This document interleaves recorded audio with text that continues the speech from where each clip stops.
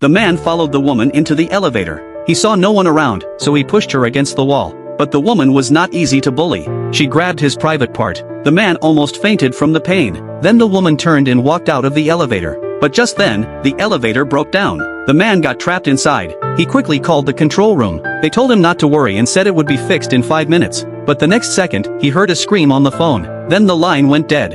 5 minutes passed. The man grew more and more anxious. He took off his coat and tried to get out by himself. He used all his strength and managed to open the door a tiny bit. No matter how hard he tried, the doors would not move anymore. The gap was only wide enough for a head. The man tried to crawl out, but it was too narrow. There was no way out. He shouted for help. But the office building, usually full of people, was now completely empty. The man was on the verge of breaking down. Suddenly, he saw a crowd running outside the elevator. No one paid attention to his cries for help.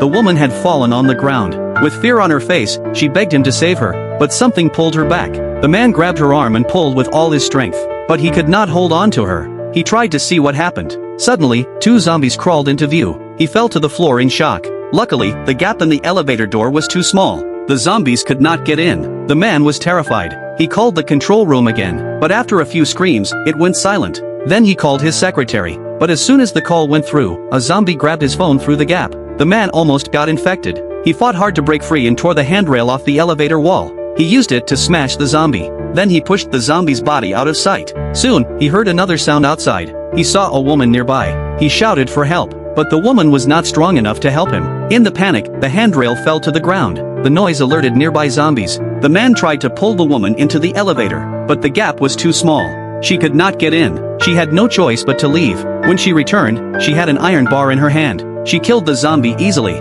But before they could celebrate, more zombies swarmed in. The man picked up the handrail and tried to draw the zombies away. But he still could not save the woman. The man looked at his phone again. News said the army had been sent out. At that moment, his only worry was his family. He called his wife, but he heard fighting in the background.